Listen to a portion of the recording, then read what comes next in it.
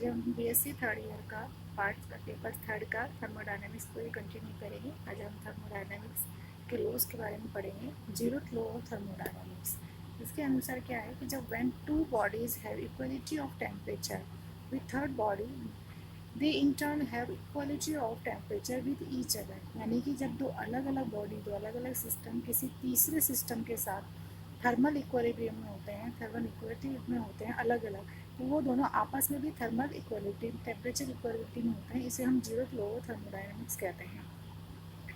First law of thermodynamics, first law को हम काफ़ी तरीके से डिफाइन कर सकते हैं, जैसे energy can neither be created not destroyed although it may be converted from one form to another. मतलब एनर्जी को ना तो उत्पन्न किया जा सकता है और ना ही नष्ट किया जा सकता है, केवल इसको हम एक रूप से दूसरे रूप में परिवर्तित कर सकते हैं। या फिर the total energy of isolated system remain constant, यानी किसी भी विलगित, आइसोलेटेड मतलब विलगित तंत्र की जो एनर्जी होती है वो स्थिर होती है, कांस्टेंट होती है। यद्यपि it may undergo transformation from one form to another, जबकि ये एक फॉर्म से दूसरे फॉर्म में चेंज हो सकती है।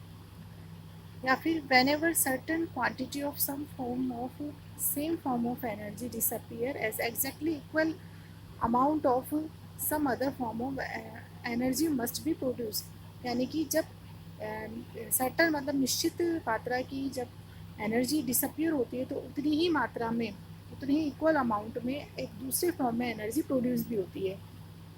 It is impossible to construct a machine which could produce work continuously without consuming energy। यानी कि ऐसी मशीन का बनाया जाना असंभव है जो बिना एनर्जी को कंज्यूम करे लगातार वर्क करती रहती है।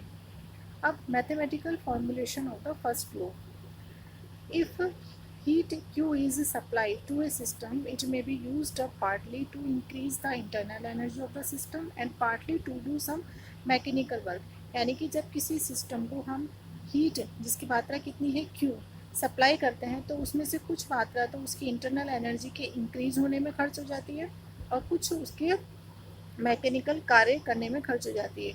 यानी कि delta U is equal to Q plus W.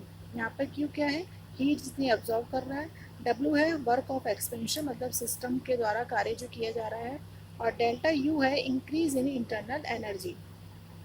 जब सिस्टम के द्वारा कार्य किया जाता है तो हमने पहले बताया था कि W is equal to minus P delta V के बराबर होता है। अगर हम W की वैल्यू इसमें रखें तो ये आ जाएगा delta U is equal to Q minus P delta V, यानी कि Q equals to delta U plus P delta V। If the changes are very small है तो it may be written as del Q plus D U plus P D V. इसको हम इस तरीके से भी लिख सकते हैं। अब हमने इसमें डेल्टा, क्योंकि इसमें स्मॉल चेंज होता है, और डी यू लिखा है।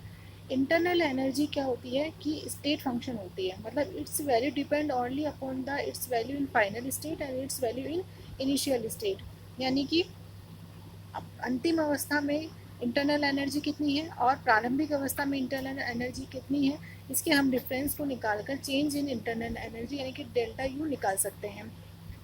लेकिन इंटरनल एनर्जी का अपोजिट वर्क और जो हीट होती है वो स्टेट फंक्शन नहीं होते, पाथ फंक्शन होते हैं। पाथ फंक्शन का मतलब क्या हुआ कि इनकी वैल्यू उस पाथ पे डिपेंड करती है जिसमें कि ये वर्क करते हैं या हीट अब्जॉर्ब की जाती है, यानी कि इनिशियल और फाइनल स्टेट पर डिपेंड नहीं करती है।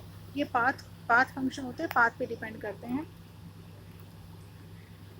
एंथैल्पी और हीट कंटेंट, जिसे हम H से डिनोट करते हैं।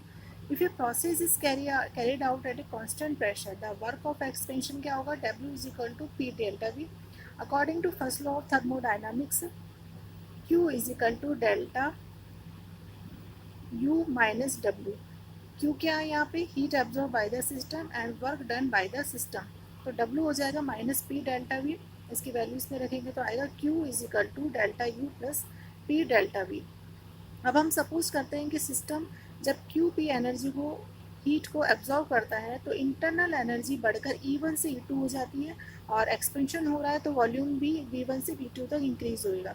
यानी कि डेल्टा U इक्वल्स टू होगा U2 माइनस V1 और डेल्टा V हो जाएगा V2 माइनस V1। तो Q P is equal to हो जाएगा U2 minus U1 plus P V2 minus V1। इसको हम रीअरेंज करेंगे तो ये आएगा।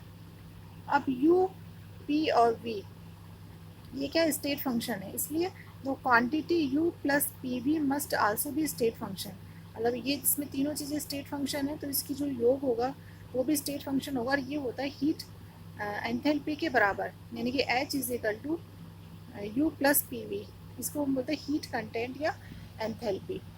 अब ये H2 U2 is equal to U2 plus PV2 और H1 equals to U1 plus P1, इसकी वैल्यू अगर हम यहाँ रखेंगे तो यहाँ पे Q इजिकल टू हो जाएगा डेल्टा H के, इसकी वैल्यू डेल्टा H क्या है, चेंज इन एंथैल्पी, इसकी वैल्यू अपन ने यहाँ पे रखी तो आ जाएगा delta H is equal to delta U plus P delta V। अब हमें पता है P V is equal to NRT होता है, तो डेल्टा N है यहाँ पे number of the molecules, gaseous molecule of product minus number of the gaseous reactant molecules. The enthalpy change accompanying a process may also be defined as the sum of the increase in internal energy of the system and the work of the expansion। ये internal energy है, इसकी enthalpy है। ये आपका assignment है, ये question है